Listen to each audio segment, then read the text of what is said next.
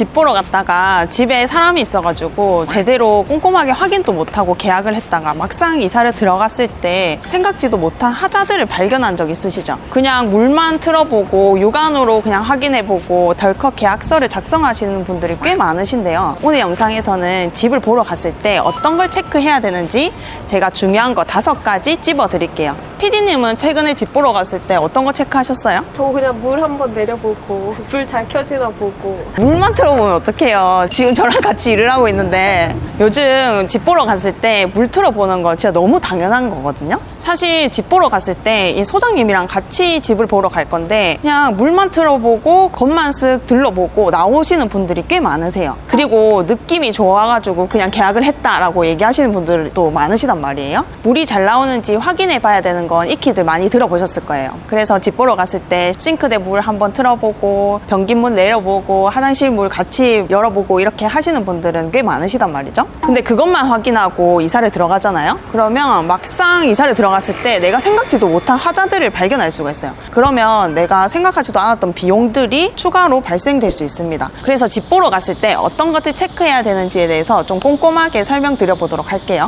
우선 집에 들어갔을 때 집주인이나 임차인 분들이 있을 확률이 매우 높아요. 그러면 일단 처음 해야 되는 건 인사부터 해야 돼요. 안녕하세요. 저희 집 보러 왔습니다. 잠시 보고 갈게요. 이렇게 얘기를 하는 거죠. 그게 좀 기본적인 예의인 거고, 인사를 하고 난 이후에는 벽면이랑 천장을 확인해야 돼요. 벽면이랑 천장을 확인하는 이유는 벽 균열이 있다든지 아니면 곰팡이가 한 곳에 쓰러진 건 아닌지, 누수가 있는 건 아닌지 이런 걸 확인하기 위해서입니다. 누수가 있으면 그 누수를 잡는 데만 또 비용이 엄청나게 많이 든단 말이에요. 근데 누수를 우리가 이사 들어가기 전에 확인할 수 있냐?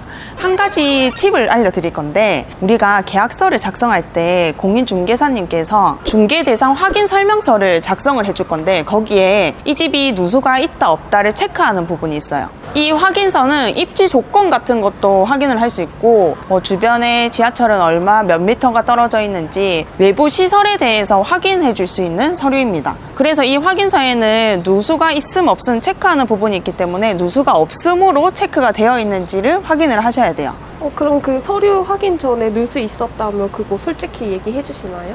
사실은 솔직히 얘기를 안 해주시는 분들도 계시고, 중개사님 자체도 이게 누수가 있는지 없는지 확실하게 확답을 해줄 수 있는 상황도 아니기는 해요. 그리고 고의적으로 좀 숨기시는 집주인도 당연히 있겠죠. 그래서 그 서류에는 누수가 없음이라고 체크를 해놨지만 막상 들어가면 누수가 있는 집도 있습니다. 그러면 이때는 전 집주인한테 누수에 대해서 비용 청구를 할 수 있을까요?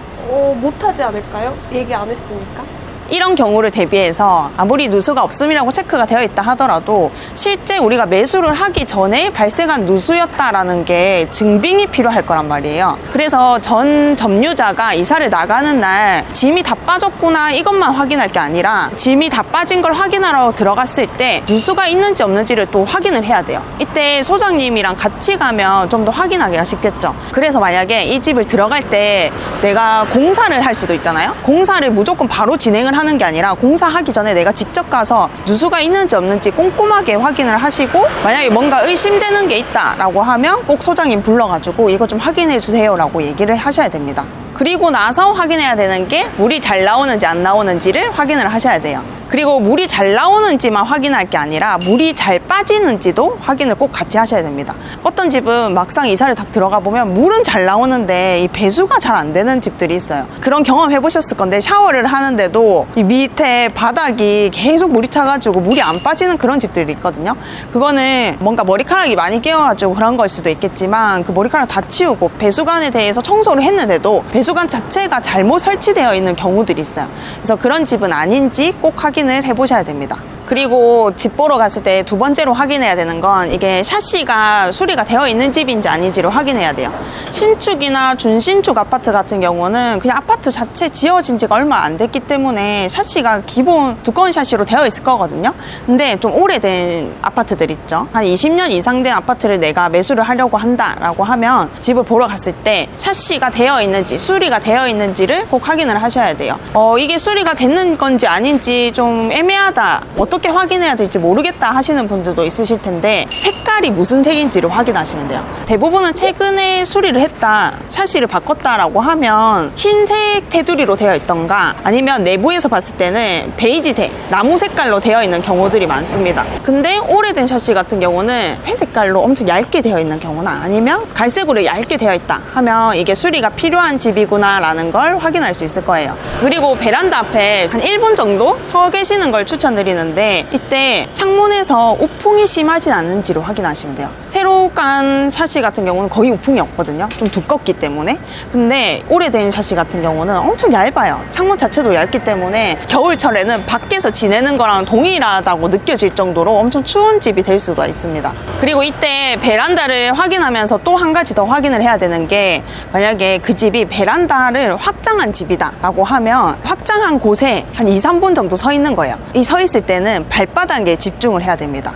발바닥이 차가운지 따뜻한지를 확인하셔야 돼요. 이게 확장된 집이라고 하면 원래라면 그 확장된 부분이 베란다였을 거란 말이죠. 그러면 그 부분이 원래는 보일러가 안 깔려져 있는 곳인 거예요. 근데 확장을 하면서 그 확장된 부분에 보일러를 까는 분들도 있고 비용이 많이 들다 보니까 안 까는 분들도 계세요. 그러면 만약에 여기 서 있는데 발바닥이 차가워진다 라고 하면 안 깐 거란 말이죠. 그러면 이때는 겨울철에는 많이 추울 수도 있고 보일러 비용도 좀 많이 나올 수도 있어요. 그래서 그런 거 꼭 체크를 하셔야 돼요. 그리고 세 번째는 창문을 열어볼 건데 창문을 열기 전과 후를 좀 비교를 해보는 겁니다. 창문을 열었을 때 바깥 소음이 막 들어오는데 창문을 딱 닫았는데 조용해지는지 아닌지, 아니면 창문을 닫아도 밖에 있는 소리가 그대로 들리는지 이런 것도 좀 확인을 하셔야 돼요. 그리고 네 번째는 뒷베란다로 한번 가볼 건데요. 뒷베란다 가서 어떤 걸 확인해야 되냐? 보일러를 확인해야 돼요. 보일러 기계가 딱 있을 거란 말이죠. 앞면을 보거나 아니면 옆면을 보면 보일러가 몇 년도에 교체됐는지 확인할 수 있거든요. 확인을 해봤을 때 뭐 1년, 2년밖에 안 됐다라고 하면 보일러가 거의 새 거구나 라고 생각하면 되는데 10년, 20년이 됐다 이러면 내가 들어왔을 때 보일러 한번 싹 바꿔야 될 수 있겠구나, 교체를 해야 되겠구나 라고 인지를 하고 계셔야 돼요. 그 다음에는 이제 집안을 다 확인했으면 이제는 외부에서 확인해 봐야 될 것들이 또 있는데, 일단 나와가지고 계단을 타고 윗집으로 가셔야 돼요. 윗집으로 가서 어떤 걸 확인하냐, 어떤 사람이 살고 있는지를 확인해야 됩니다. 내가 층간소음에 엄청 예민한 사람이다 라고 하면 위에 집에 어린아이가 살고 있진 않은지 이런 걸 확인하는 거예요. 아무래도 어린아이 살고 있으면 집 앞에 애기용품 같은 것들이 있을 거란 말이죠. 그런 게 있는지 없는지 좀 체크를 해보시는 게 좋아요. 그리고 건물 자체 상태도 좀 확인을 해야 되는데, 대단지 아파트 같은 경우는 대부분은 잘 관리가 되고 있을 거예요. 근데 뭐 나홀로 아파트라든지 빌라 이런 것들 같은 경우는 건물 상태를 좀 중요하게 보셔야 됩니다. 계단 타고 내려오면서 전체적으로 청소는 잘 되고 있는지도 확인을 하셔야 되고, 엘리베이터를 좀 확인하셔야 돼요. 엘리베이터를 타서 엘리베이터 관리는 잘 되고 있는지 이런 거 확인하시고, 청소는 깔끔하게 잘 되어 있는지, 그리고 관리하는 업체는 따로 있는지 없는지, 관리사무소는 있는지 없는지 이런 걸 좀 확인하시는 게 좋아요. 그 다음은 지하주차장으로 가볼 건데요. 지하주차장 갔을 때는 누수가 있는지 없는지를 확인하는 거예요. 만약에 누수가 너무 심하게 있는데 관리사무소에서 관리를 안 하고 있다 라고 하면 이거는 관리사무소가 아무리 있다 하더라도 건물 자체를 관리를 안 하고 있는 거거든요. 그래서 건물 전체가 관리가 되고 있는지 확인을 해보셔야 돼요. 마지막 보너스로 두 가지 팁 더 알려드릴게요. 집을 보러 다녀보신 분들은 진짜 공감 가실 텐데, 우리가 하루에 한 집만 보는 게 아니란 말이에요. 여러 채를 막 둘러볼 거예요. 이 집 갔다가 저 집 갔다가 막 이렇게 보고 나올 건데, 나중에 집 가서 생각을 해보면 그때 봤던 집이 어떤 집이지라고 좀 헷갈리기 시작을 한단 말이에요. 그래서 저 같은 경우는 집을 여러 채 보게 된다라고 하면 집 보러 갔을 때 일단 영상부터 좀 찍어요. 그것도 안에 사람이 살고 있는 집이다, 집주인이 있다라고 하면 먼저 양해부터 구해야겠죠. 양해 구하고 좀 사진 좀 찍겠습니다, 뭐 영상 좀 찍고 갈게요 라고 하면 대부분은 오케이라고 얘기를 하실 거예요. 그래서 양해 구하고 나서 영상으로 쭉 찍을 건데, 이때 찍을 때도 핸드폰으로 일반 카메라로 켜면 되는데, 우리 핸드폰 카메라 아래쪽에 보면 1, 0.5 이런 식으로 광각으로 찍을 수 있는 버튼이 있단 말이에요. 그래서 최대한 광각으로 줄이는 거예요. 0.5로 세팅을 하시면 됩니다. 그렇게 찍어야지 좀 더 넓게 찍히거든요. 그럼 내가 육안으로 봤을 때 내가 보지 못했던 부분들을 나중에 카메라 앨범을 봤을 때 영상을 보면서 이 부분에 뭔가 얼룩진 게 있었네? 라는 걸 발견을 할 수 있습니다. 그리고 그걸 쭉 찍고 나서 영상에다가 여기는 몇 동 몇 호다 라고 음성으로 또 남겨주는 게 나중에 뵀을 때 이 집이 이 집이구나 라는 걸 체크할 수 있게 되는 거예요. 그리고 두 번째 팁은 만약에 내가 투자 목적으로 살려고 하던 집이다. 그래서 전세가 이미 들어와져 있는 임차인이 살고 있는 집을 내가 매수를 할 거다라고 하면 그 임차인의 성향도 파악을 하셔야겠죠. 집 보러 갔을 때 임차인이 집을 깨끗하게 사용하고 있는지 없는지, 어떤 가족들이 살고 있는지도 한번 확인을 해보는 겁니다. 그리고 만약에 집주인이 살고 있는 집이다라고 하면 최대한 계속 말을 붙여보는 게 좋으실 거예요. 좀 편안한 분위기로 만드시고 이런저런 얘기를 그냥 말을 붙여보는 거죠. 그러면 그렇게 얘기를 하다 보면 집주인이 왜 이 집을 팔아야 되는지를 알 수 있는 경우가 있거든요. 저도 예전에 한번 집을 보러 딱 들어갔었는데 집주인이 살고 있었어요. 이런저런 얘기를 그냥 막 물어봤단 말이죠. 안에 애기도 살고 있었고 뭐 애기가 몇 살인지 이런 걸 막 물어봤었어요. 그러다가 나갈 때쯤에 그런데 왜 이 집을 지금 팔려고 하시는 거예요? 라고 한번 물어봤거든요. 그러니까 바로 옆에 부분에 새 아파트가 신축을 했었어요. 곧 있으면 입주를 해야 되는 거예요. 그래서 이분들이 그 집에 분양권을 가지고 있었던 거예요. 그래서 빨리 이 집을 팔고 그 집으로 넘어가야 되는 상황이었단 말이죠. 그런 거를 알게 되면 우리는 가격 조정을 좀 할 수 있겠죠. 그래서 이 집주인이 왜 집을 팔려고 하는지를 체크하면서 우리가 좀 더 싸게 살 수 있는 방법은 있지 않은지 힌트를 좀 얻어보는 겁니다. 여기까지 집 구할 때 하자가 있는 집인지 아닌지 체크하는 방법에 대해서 알려드렸는데요. 아마 투자 목적으로 생각을 하고 계신 분들은 이 경매까지도 생각을 하고 계실 거예요. 그래서 이번에는 경매 물건을 임장을 하러 갔을 때 우리는 어떤 걸 체크해야 되는지까지 좀 설명을 드려볼게요. 집을 매수를 할 때 아무래도 집안 내부를 보는 게 좋긴 하지만 경매 같은 경우는 집안 내부를 확인하기가 참 어렵단 말이죠. 그러면 우리가 외부에서 최대한 확인할 수 있는 걸 다 해봐야 돼요. 바로 말씀드리기 전에 설마 여기까지 영상을 봤는데 아직까지 구독을 안 누르신 건 아니시죠? 구독과 좋아요 꼭 눌러주시길 바랄게요. 그럼 바로 경매 물건 확인하러 갔을 때 우리가 체크해야 되는 거 5가지 바로 설명드려볼게요. 첫 번째로는 아까 말씀드렸다시피 경매 물건도 샤시가 수리가 되어 있는지 안 되어 있는지를 확인해야 돼요. 샤시는 우리가 외부에서도 확인을 할 수 있단 말이죠. 밖에서 봤는데 누가 봐도 새 거인 게 티가 날 거예요. 옆에 집이랑 확인을 해봤는데 옆에 집은 갈색깔이나 회색깔 얇은 샤시로 되어 있고 우리 경매 보러 온 그 집은 하얀 색깔로 굵게 테두리가 되어 있다라고 하면 샤시가 수리가 되어 있구나라는 걸 짐작할 수 있습니다. 그럼 샤시가 새 거다라고 하면 우리가 인테리어 비용을 잡을 때 훨씬 더 절감을 시킬 수가 있어요. 그래서 이 입찰가를 산정할 때도 인테리어 비용이 샤시가 되어 있냐 안 되어 있냐도 이 큰 차이가 난단 말이죠. 한 1,000만 원의 차이는 날 거예요. 그래서 입찰가 산정할 때도 이 인테리어 비용 대략적으로 얼마가 드는지도 꼭 체크를 해보셔야 돼요. 그리고 두 번째는 만약에 낙찰 받으려고 하는 집이 탑층이다 라고 하면 옥상에 꼭 올라가 보셔야 되거든요. 옥상에 올라가서 확인해야 될 거는 방수 페인트가 잘 되어 있는지를 확인해야 돼요. 방수 페인트가 어떤 한 부분에 봤을 때 좀 벗겨져 있고 균열이 가져 있다 라고 하면 그 부분이 누수가 있을 확률이 매우 높아요. 그러면 내가 나중에 낙찰 받고 그 관리사무소에서도 해줄 수도 있긴 하지만 아직까지 안 해놓은 거 보면 내가 직접 또 해야 되는 상황이 올 수 있거든요. 그래서 그 비용까지도 추가로 설정을 하셔야 되고 그리고 이 누수를 잡는 데에도 비용이 좀 더 들겠구나 라고 생각을 해야 됩니다. 그리고 아파트 경매를 보러 갔을 때 주차장도 우리 확인해 봐야 된다고 말씀을 드렸었는데 주차장에서 또 한 가지 더 확인해 봐야 되는 게 이 주차장에 여유가 있는지 없는지를 확인해야 돼요. 평일 낮에 임장을 갔는데 그때도 주차할 공간이 없다 라고 하면 저녁 되면은 더 주차할 공간이 없을 거고 주말에도 주차를 할 데가 없단 말이죠. 그래서 주차 공간이 여유가 있는지 없는지 확인하고 빌라 같은 경우도 마찬가지예요. 세대수가 몇 세대인지를 확인하고 그 세대수에 맞게끔 주차 한 대씩은 그래도 될 수 있는지를 체크를 하셔야 됩니다. 이 주차 대수가 중요한 이유는 내가 매도를 할 때도 중요하지만 만약에 임차를 맞춘다 할 때도 중요한 요소가 될 수 있거든요. 임차인이 차가 있는데 주차할 데가 없어요. 그러면 아무리 내가 싸게 전세를 내놓는다 하더라도 임차를 맞추기에 좀 어려움이 있을 수 있겠죠. 그리고 네 번째는 뷰를 확인을 해야 되는데, 아파트 같은 경우는 동 간격 얼마나 벌어져 있는지 봤는데 너무 좁게 되어 있진 않은지, 앞동길이 서로 집안에 다 볼 수 있는 거리인지 아닌지 이런 걸 좀 확인하시면 되고, 빌라 같은 경우는 이 뷰가 좀 중요해요. 메인 창문을 열었는데 벽뷰다, 바로 벽이다 라고 하면 다른 집들보다 훨씬 더 낮은 금액으로 매도를 해야 됩니다. 금액을 낮추고 한다 하더라도 안 팔릴 수도 있어요. 그래서 이건 엄청난 팁인데, 일단 임장을 봤을 때 그 집 뷰가 어떻게 되어 있을 건지를 그 창문을 찍는 거예요. 밖에서 1층에서 그 창문을 보면서 찍는 거예요. 그리고 나서 앞에가 트여져 있는지 아니면 바로 옆 건물이 세워져 있는지를 확인하고, 그걸 가지고 부동산 소장님한테 보여주는 겁니다. 보여주면서 이 집이 이렇게 뷰가 되어 있는데 매도할 때 좀 영향이 있을까요? 아니면 이렇게 뻥 뚫려 있기 때문에 좀 더 많이 받을 수 있진 않을까요? 라고 얘기하면서 매도 가격을 확인을 해보는 거죠.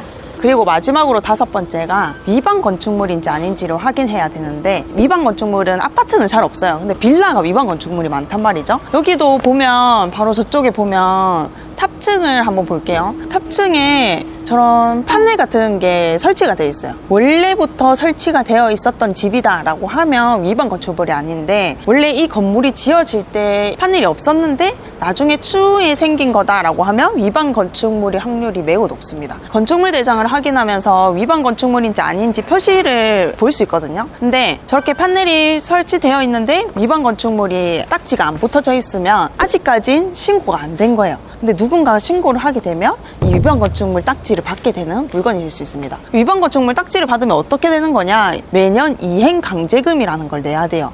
그러니까 벌금이라고 생각을 하시면 되는데, 예전에는 5년만 이행 강제금 내면 그냥 그 다음부터는 이행 강제금이 안 나왔었거든요. 그러다 보니까 사람들이 그냥 5년 동안 벌금 낼 거 내고 그냥 그대로 두는 거예요. 그래서 이 정부에서 너희들 이거 원상 회복할 때까지 계속 내야 된다라고 법이 바뀌었습니다. 그래서 내가 낙찰받았는데 누가 신고를 했다라고 하면 매년 벌금을 내야 되는 거다라고 생각을 하셔야 되고, 더 중요한 건 우리가 잔금을 낼 때 대출을 받잖아요. 이때 대출이 안 나올 수가 있어요. 내가 잔금 칠 때 대출이 안 나올 수도 있고, 내가 임차를 맞춘다고 하더라도 이 전세 세입자가 전세 대출도 못 받게 되어 있습니다. 그래서 위반 건축물 여지가 있어 보이는 물건이다 라고 하면 특수 물건이구나 라고 생각하고 좀 다른 플랜으로 생각을 하시고 낙찰을 받으셔야 돼요. 또 방금 말씀드린 것처럼 이 위반 건축물 하면 판넬로 증축된 거가 제일 대표적인 건데, 또 한 가지 더 경매 물건으로 많이 나오는 경우가 있어요. 빌라인데 1층이 근린 상가로 되어 있는 거예요. 용도가 사무실인 거예요. 근데 주택으로 사용하고 있는 경우들이 꽤 많습니다. 그거를 낙찰받아 가시면 절대 안 돼요. 근데 낙찰을 받아 가시는 분이 꼭 있으세요. 그거는 주택이 아니고 사무실로 되어 있기 때문에 사무실로 사용을 해야 된단 말이죠. 근데 주택으로 만약에 사용하고 있다는 걸 발각이 됐다 그러면 위반 건축물 딱지를 받을 수 있어요. 그럼 똑같이 동일하게 대출이 잘 안 나오고 임차도 잘 안 맞춰지겠죠. 이걸 매도할 때도 문제예요. 매도할 때 사무실로 되어 있으니까 아무도 안 사가겠죠. 근데 이걸 모르고 주택 가격에 낙찰을 받아 가시는 분들이 있어요. 그래서 저도 깜짝 놀랐거든요. 권리 분석만 하고 그냥 권리상 하자가 없구나 라고 생각한 다음에 건축물 대장 용도를 확인을 안 하시고 그냥 당연히 주택이겠거니 라고 생각하고 낙찰 받아 가시는 분들이 있습니다. 그러면 한 10년, 20년 물리게 될 거예요. 물렸다가 10년, 20년 후에 팔 수 있으면 다행인데 그때 돼서도 사가는 사람이 없겠죠. 여기까지 경매 낙찰 받기 전에 우리가 임장 왔을 때 확인해야 되는 것까지 꿀팁을 방출해 드렸는데요. 혹시 부동산 투자는 하고 싶은데 경매는 좀 무섭다 하시는 분들이 있으신가요? 그런 분들을 위해서 준비했습니다. 고정 댓글을 확인하면 경매 기본적인 용어부터 시작해서 이 경매로 어떻게 돈을 버는지에 대해서 자세하게 설명드린 영상이 있어요. 아마 경매에 대해서 막연한 두려움이 있으신 분들은 이 영상 하나만 가지고도 나도 할 수 있겠구나 라는 용기를 얻으실 수 있으실 겁니다. 자, 그럼 오늘 설명드린 내용들 꽤 방대하기 때문에 제가 한번 쭉 설명을 해드려 볼게요. 일단 일반 매매 시 아파트의 내부와 외부를 나눠서 설명을 드렸어요. 집안 내부에서 꼭 확인해야 되는 게 뭐라고 했죠? 피디님 너무 촬영에 집중하고 계셨던 거 아니에요? 네, 수압 체크하고. 수압 체크 기본이고. 네, 누수? 그죠. 누수랑 균열이 있는지, 그리고 곰팡이가 있는지 없는지 이런 거 확인해야 된다 했습니다. 그리고 샤시 확인해야 된다고 했어요. 샤시가 수리되어 있는지 없는지 확인해야 되고, 샤시가 확장이 되어 있다라고 하면 이 확장된 부분에 바닥, 보일러 깔려 있는지 없는지 확인해야 된다고 했습니다. 세 번째는 창문 열어서 소음 차단이 되는지 안 되는지 확인해야 된다 했고, 그리고 보일러실 가서 보일러 교체 시기가 언제가 됐는지, 곧 있으면 교체를 해야 되는지 안 해야 되는지 확인을 해야 된다고까지 말씀을 드렸어요. 그 다음은 외부에 대해서 설명을 드렸었는데, 외부에서는 일단 위층부터 올라가 보셔야 된다고 했습니다. 위층에 누가 살고 있는지, 어떤 사람이 살고 있는지. 그래서 층간 소음에 대해서 예민하신 분들은 꼭 위층 올라가서 누가 사는지 확인해 보시라고 했고, 두 번째는 건물 상태에 대해서 확인해야 된다 했어요. 외부도 확인하고 건물 자체에 지금 관리가 잘 되고 있는지 없는지 확인하고, 주차장 내려가서 주차장도 관리가 잘 되고 있는지, 그리고 주차장 차량 대수가 여유 있게 주차를 할 수 있는지도 확인을 해야 돼요. 그리고 경매 물건 임장하러 갔을 때 꼭 확인해야 되는 거 5가지도 설명을 드렸습니다. 첫 번째가 샤시, 그리고 옥상 누수, 그 다음 균열 있는지 주차장 가서도 확인하고, 벽뷰인지 뷰가 어떻게 되어 있는지를 확인해야 된다고 말씀드렸어요. 그리고 마지막으로 위반 건축물인지 아닌지도 체크를 해야 된다 했습니다. 이 5가지만 확인을 해도 낙찰받고 돈 잃지 않을 수가 있어요. 오늘은 집 보러 갔을 때 확인해야 되는 것들, 안에서부터 밖으로 나와서는 어떤 걸 확인해야 되는지 설명을 드렸습니다. 집을 보러 갔을 때 빈집이면 우리가 편하게 볼 수 있지만, 안에 사람이 있는 경우에는 집 볼 때 좀 불편함을 많이 느끼기 쉽단 말이죠. 처음 가보는 남의 집이기 때문에 막 구석구석 다 뒤져서 확인해 볼 수 없는 게 현실이에요. 만약에 가족과 같이 집을 보러 갔다라고 하면 그 집 안에 사람이 있는데 여기는 어떻네 저쩌네 이렇게 막 대놓고 편하게 얘기할 수도 없단 말이죠. 그래서 사람들이 싱크대에 물 한번 틀어보고 변기물 한번 내려보고 이렇게 하고 나오는 경우가 많아요. 그렇게만 확인하고 나오시면 절대 안 되고요. 단순히 물 잘 나오는지만 체크하는 게 아니라 집안 꼼꼼히 확인을 해야지 나중에 돼서 우리가 생각하지 못했던 비용이 나가는 일이 없으실 겁니다. 그럼 오늘 제가 알려드린 이 체크리스트에 대해서 꼼꼼하게 필기를 해뒀다가 집 보러 가셨을 때 유용하게 쓰시길 바라겠고요. 오늘 영상도 도움되셨다면 응원의 댓글 한번 남겨주세요. 이 댓글이 저에겐 큰 힘이 됩니다. 아셨죠? 그럼 다음 영상에서 만나 뵐게요.